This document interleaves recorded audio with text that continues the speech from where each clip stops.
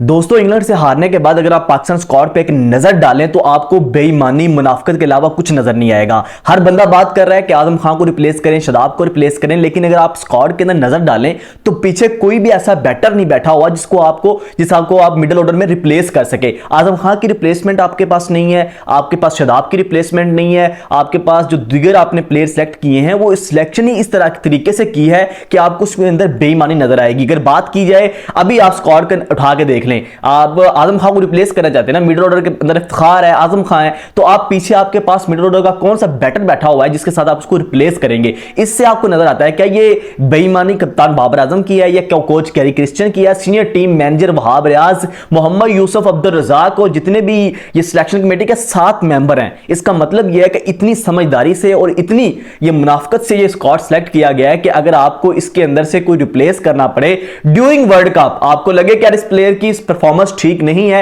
इसको गलत सिलेक्ट किया गया, तो आप उसको रिप्लेस करना चाहें तो आप उसको रिप्लेस नहीं कर सकते। रीजन यह है कि आपके पास पीछे कोई भी बंदा बैठा ही नहीं हुआ। आपके पास टॉप ऑर्डर में तो एक बैटर आपने साइम अयूब को रखा है या उस्मान खान को रखा है कि इन दोनों में को रिप्लेस कर सकते हैं, लेकिन मिडिल ऑर्डर के अंदर कौन सा है? शादाब खान के अंदर आप अगर शादाब खान को आप रिप्लेस करना चाहें तो आपके पास उसामा मीर नहीं है, आपके पास अबरार बैठा हुआ है जिसको आपने रखा ही इसलिए है कि आप उसको खिलाना ही नहीं चाहते। उसामा मीर होता तो आप प्रेशर डालते कि भाई इसको उसामा मीर जो है वो शादाब की परफेक्ट रिप्लेसमेंट है, इसको रिप्लेस करें, लेकिन आपने वर्ल्ड कप के अंदर पहले भी आपने अबरार को रखा टीम के अंदर, फिर आपने उसको खिलाया नहीं है क्योंकि आप उसको रखते ही इस वजह से है कि आपने उसको खिलाना नहीं है। अगर आप उसामा मीर को खिलाएं तो आपके ऊपर प्रेशर बनेगा।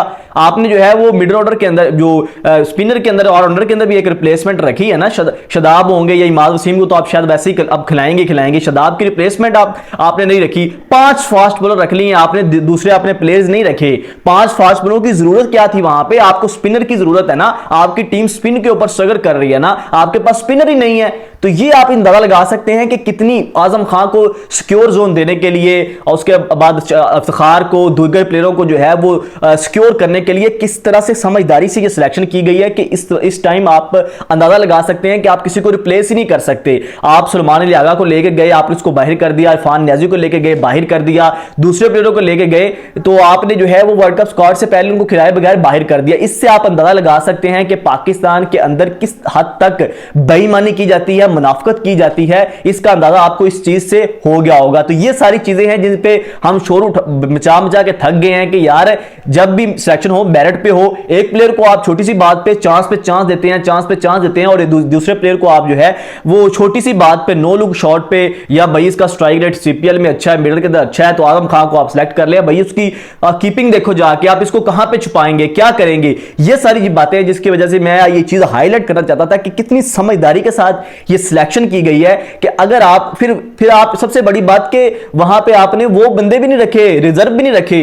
क्यों नहीं रखे कि भाई अगर रिजर्व साथ होंगे तो किसी की परफॉर्मेंस खराब होगी तो उसी टाइम शोर मच जाएगा कि यार इसको रिप्लेस करें, इसको इंजरी हो जाए, कोई मसला हो जाए। ये सारी चीजें सिर्फ इसीलिए की गई हैं कि वर्ल्ड कप के दौरान ड्यूरिंग इन प्लेयरों को कोई भी जो है वो रिप्लेस ना कर सके, कोई रिजर्व के अंदर नहीं रखा गया, कोई रिप्लेसमेंट रखी गई। सारा का सारा जो है वो इनको बता दिया गया कि पाकिस्तान के अंदर सिर्फ यही है, बाकी सारे जो है वो फारिग हैं। तो ये सारी सिलेक्शन के अंदर मुनाफिकत थी। दोस्तों, इस हवाले से आप लोगों की क्या राय है? कमेंट सेक्शन में भी राय का इजहार जरूर कीजिएगा। इसी के साथ शहरोदा में को इजाजत दीजिए। अल्लाह हाफिज।